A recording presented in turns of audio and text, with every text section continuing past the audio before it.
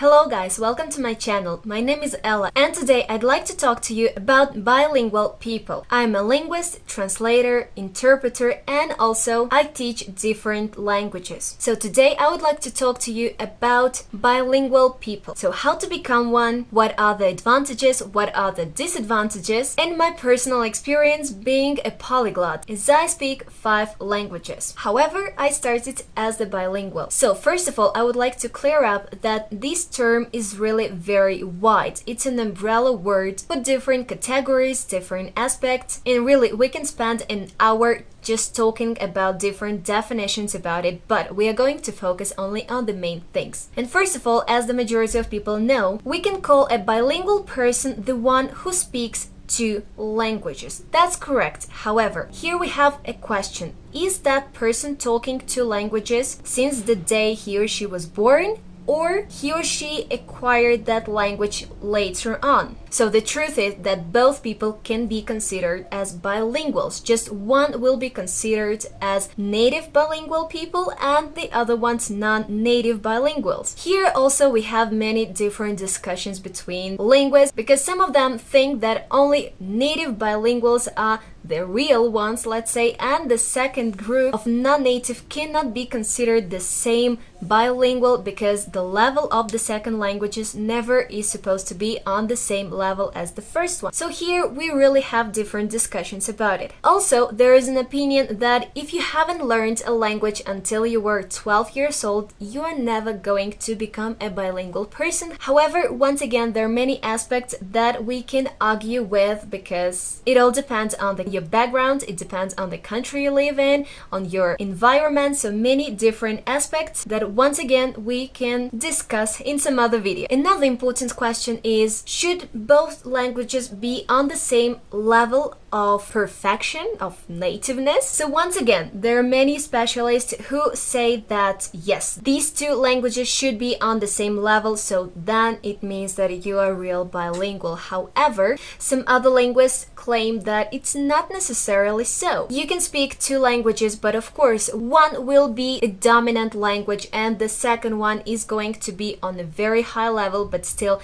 maybe not the same level as the first one. Then some other linguists state that maybe you can be super efficient on one language. Let's say you are perfect at speaking, writing, reading, listening, so in all the aspects, but on your second language maybe you are a very good writer, or maybe you can speak very well, however your writing or listening is not so good. So some aspects can be very high, but still some other ones may be not the same. Once again, there are different aspects that can be discussed here. If you are a parent, or maybe you are about to become a parent or just planning to become one in the nearest future, you might be asking yourself whether it's good to make your son or daughter bilingual. Is it going to be an advantage? Is it going to be a challenge for your child? So what would be the best option in this case? So once again, here's a number of questions that you should answer before that. So what's the official language of the country you are planning to live in 3-5 years? What's the native language of future friends of your child? What is your mother tongue? What is your partner's mother tongue? Which language speak grandparents of your child? So there are many different aspects that you should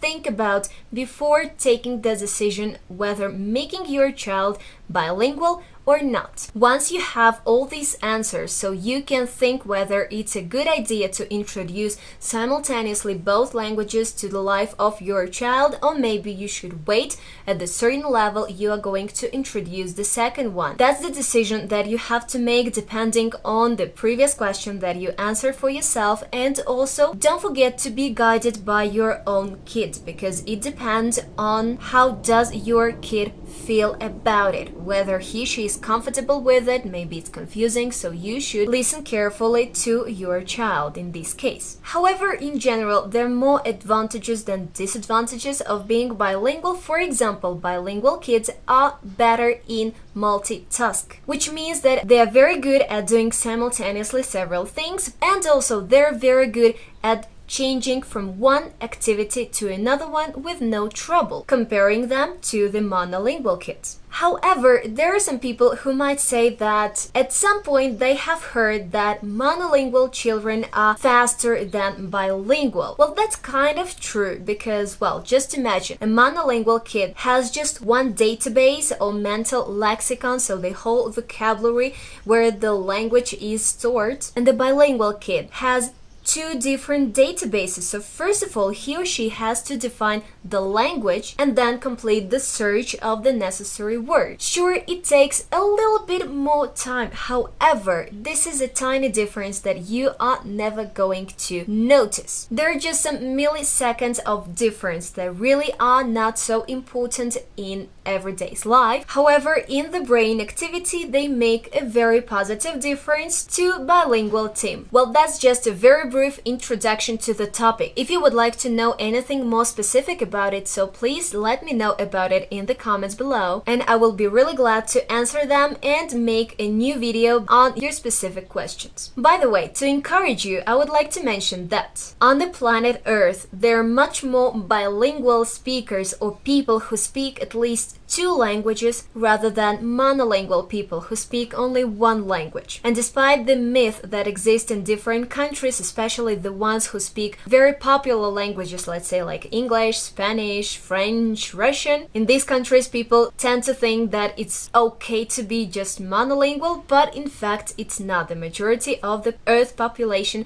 speaks at least two languages. And let me tell you about my personal experience of being a bilingual kid. So I was born in Latvia, in a family that one part was speaking Latvian and another one was speaking Russian.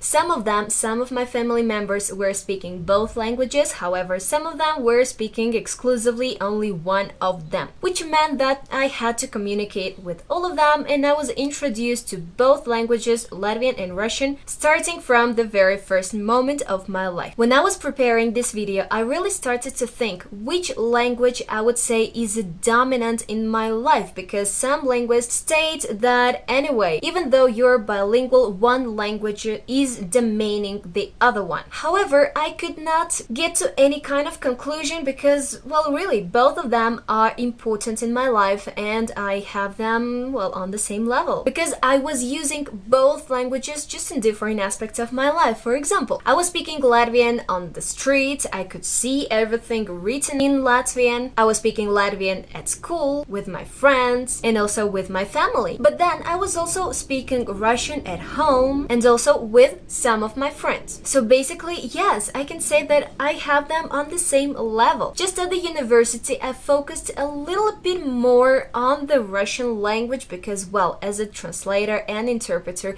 I have a little bit more possibilities of obtaining more projects with the Russian language. However, I never just gave up on Latvian because it's a unique language. There are not so many Latvian native speakers, so that's why I really keep on this language, because if there is a need, here I am and I'm ready to translate or interpret anything, and that's a unique combination and I know it. And talking about the advantages, the great advantages that I see from being a bilingual person is that, first of all, I think that's something that helped me to learn more languages. Latvian and Russian, they have different alphabets, also different structure, different words, so these languages are very, very different. And thanks to that, I had to get used to a constant switch between one language and another one. That helped me to have more flexibility when I was learning English, Spanish, French. It really made it easier for me to learn something new. It was not so challenging as for monolingual kids. Also, thanks once again for this great difference between two languages, Russian and Latvian. I have better flexibility when I'm speaking foreign languages, and I believe that my accent is not so strong. At least you cannot say by my accent that you're Latvian, definitely. So you are going to doubt. Maybe you will notice that's not my mother tongue. Anyway, the accent is not so strong. Thanks to this constant switch, my tongue is much more flexible, which helps me to avoid these strong accents. And the third point that I consider as a great advantage is that habit of a constant switch that I have been mentioning, because there's no problem for me to switch from one language then speak another one. I can do that really quickly because because that's something I was used to from the very beginning. Many people ask me, don't you get confused with 5 languages in your head? Well, no. To be honest, I was at the point when I was mixing different languages, and I really love mix of languages, and I understand myself, I can understand other people. I love it when I do that consciously, because when you start just doing that because you cannot find the proper words and you really do not know how to express yourself just in one